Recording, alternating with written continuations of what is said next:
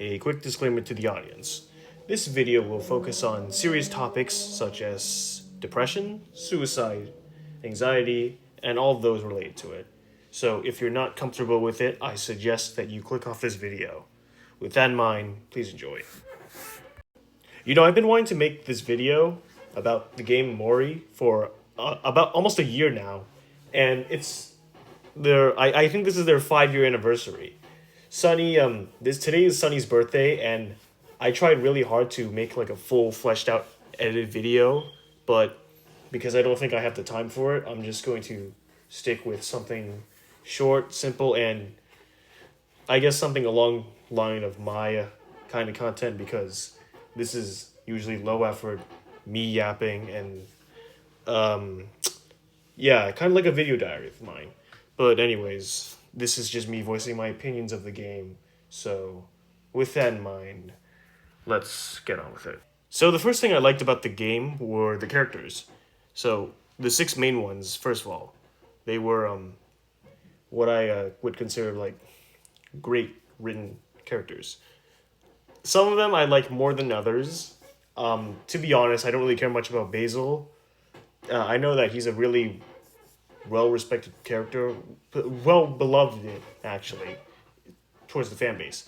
I never really got the hype, I suppose. So I don't know, not really something for me. Same thing with Sunny. I guess he has. I mean, he's kind of just a quiet, shy kid, and with in him and Omori, I kind of put him in two different things. So, like Omori, he has something with him because he's like this powerful being in Sunny's headspace, and he's trying to help Sunny, like keep him away from the truth. And once the truth lets out, it's like, yeah, you have to fight him in the final boss thing. Okay, Aubrey. I like Aubrey. I think she's one of my favorites personally because of her story as well. I don't know what she was like as a child with her parents. It didn't look like it was a very healthy relationship, to be honest. Like, I think in the real world, you would see Aubrey's house and how it was like very trashed, and how her parents are like just sleeping through the trash, and Aubrey's just out there doing whatever she is with the hooligans. Speaking of which, I don't really care about the hooligans. I guess the giant tall one, her name was like Charlene, I think. She was fine, but that was it. I think she just wanted to be friends. Or she just didn't want to fight. Either one of those. Okay, so when I first saw Aubrey, I thought she was like a bitch, kind of. Like trying to beat up Basil and then trying to fight Sunny and Kel. When Once you find out her motives, you start to feel a bit sympathetic for her. And now you start looking like the bad guy since you're now fighting her in a church full of people. And then after you fight, you ruin her reputation, and then she runs off. And afterwards, you go back to your house and high five your friend after just making yourself look like a nuisance. Pretty cool. Hero. I don't know about Hero, to be honest. I think he's a very charming fellow. I think he's more important to the story than I would think, because he was Mari's love interest. Like, they've definitely had romantic feelings for each other. You could tell based on the pictures. So his death definitely affected a lot towards like Mari's death affected a lot towards Hero, and it was kind of evident.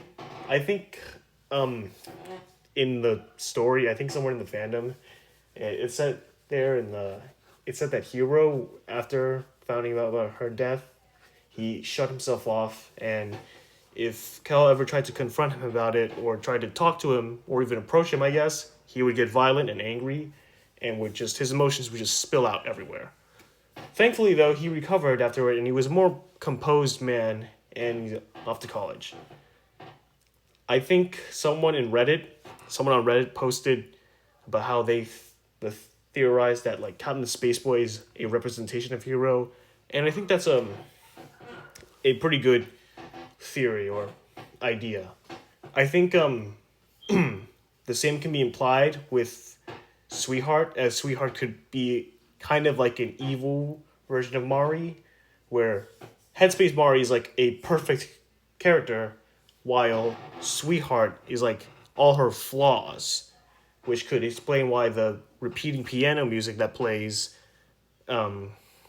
is the theme of the castle. So, yeah, really interesting stuff.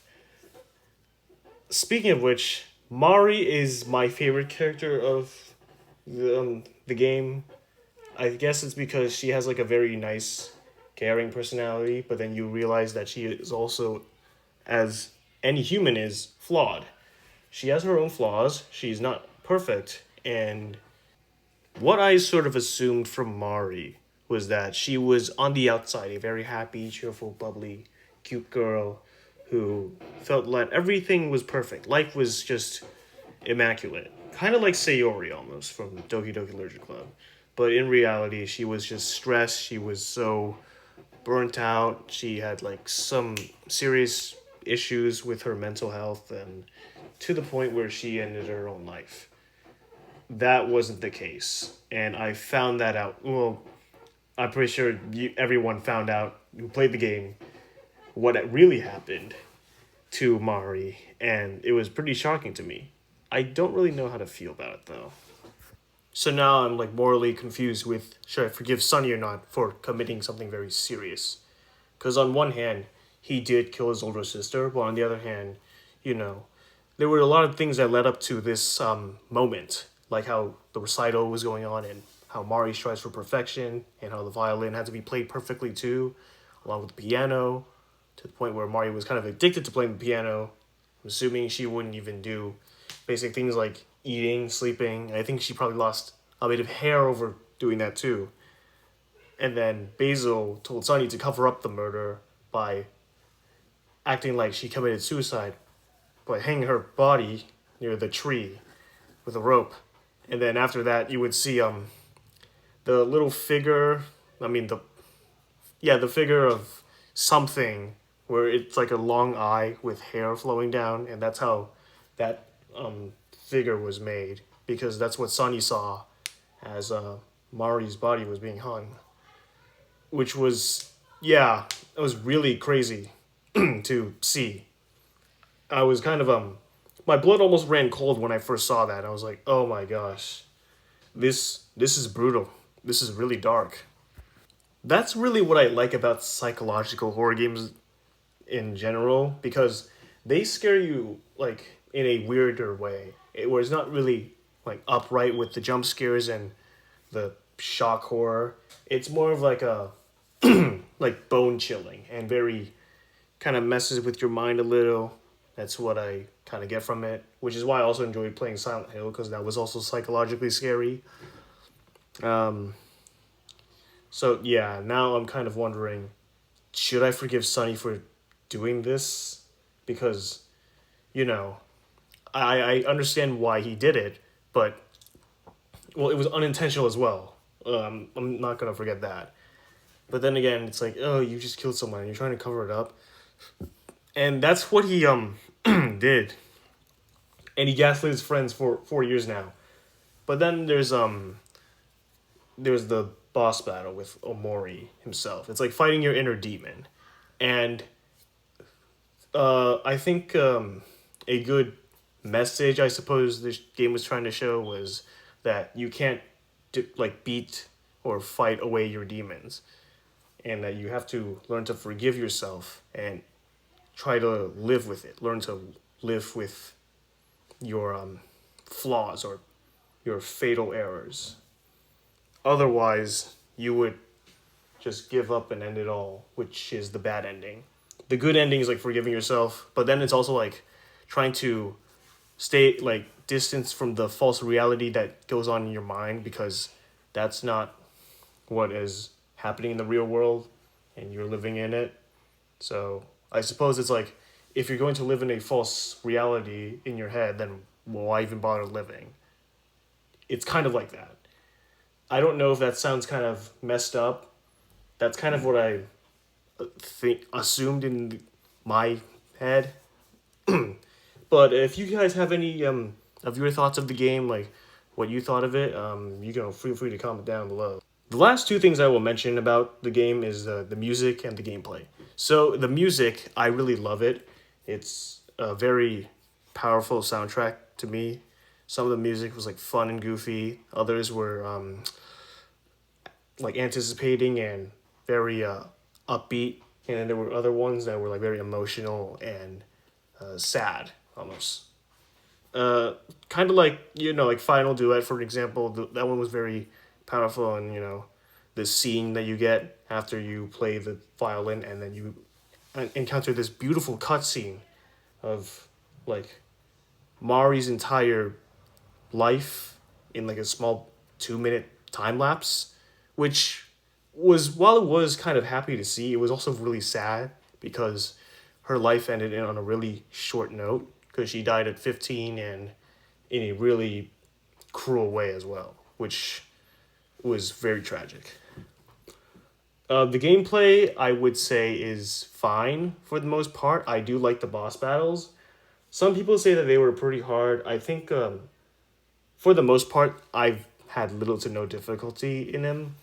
I think Sweetheart took me only 2 tries. The Squids took me 3 tries, and Humphrey was just fucking weird. But I beat him first try. The Omori boss battle took me at least like 4 or 5 tries though, because I didn't know what was going on, and I was trying to get through like his hits and trying to endure them all, and it was getting a bit hard to do it, but I was able to make it through.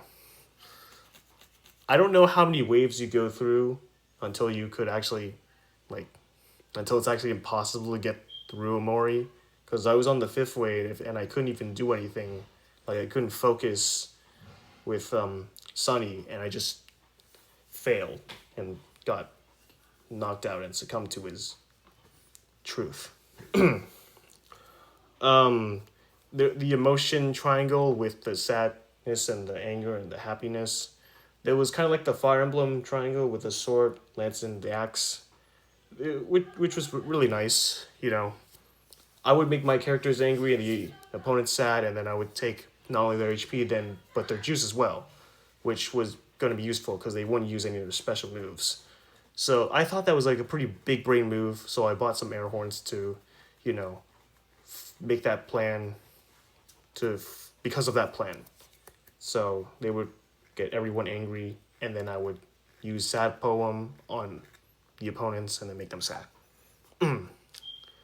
Overall, I think the game is really good, and I was really glad that my friend was able to put me on this game and play it. So I'm going to give this a 92 out of 100. I really like it. The story's good. The characters are great. Gameplay is a bit iffy, I guess, but I could get through it.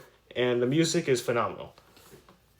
My favorite track of them all, I don't really know. I guess I could go with the probably one of the Sweetheart soundtracks, I guess. But yeah, that's about it. Thank you for watching, and I'll see you in the next one.